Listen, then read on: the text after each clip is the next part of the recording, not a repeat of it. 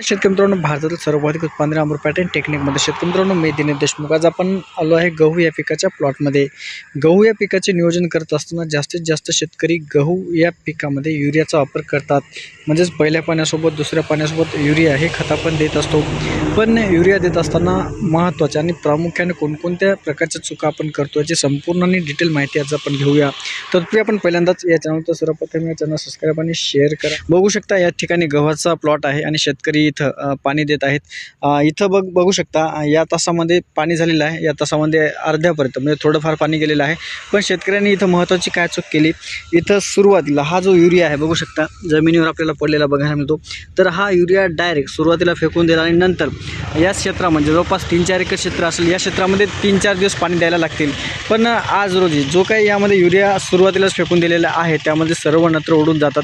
त्यामुळे युरिया देत असताना आपल्याला शक्यतो पाण्यासोबत युरिया द्यायचा. जसं की आता हे तास जर काठला गेला असेल तर या तासामध्ये काठाला थोडं 10-15 फूट शिल्लक असेल तेव्हा या पट्ट्यामध्ये युरिया आपल्याला फेकून द्यायचा आहे.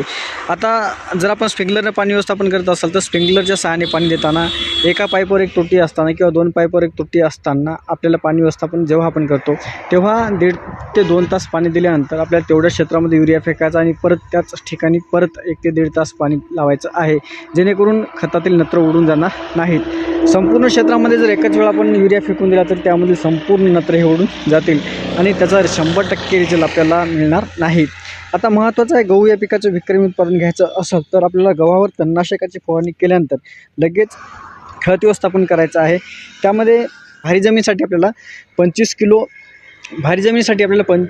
10-26 आणि 25 किलो युरिया एकत्र मिक्स करून आपल्या समप्रमाणात खत एका एकरसाठी द्यायचं आणि 10-26-26मध्ये आपल्याला शॅम्पूच्या जे पुड्या असतात ह्या 10 पुड्या आपल्याला 10-26 खतामध्ये मिक्स करून समप्रमाणात फेकून द्यायच्या आहेत. शेतकरी मित्रांनो, जमीन हलकी मध्यम असेल तर त्या ठिकाणी DAP मध्ये 10 पुड्या क्लिनिक प्लस किंवा कुठल्याही शॅम्पूचे ऑर्गॅनिकसुद्धा आपण घेऊ शकता. ते ऑर्गॅनिक पुड्या आपल्याला मिक्स करून त्यामध्ये तेवढ्या क्षेत्रामध्ये आपल्याला द्यायचं आहे. DAP सोबत युरिया आपण देऊ शकता. एकदम जमीन हलकी असेल तर युरियाऐवजी आपण पोटॅश आणि DAP हे दोन्ही खत एकत्र मिक्स करून देऊ शकता. तर शेतकरी मित्रांनो, अशा प्रकारे आपल्याला खताचं व्यवस्थापन करायचं आहे.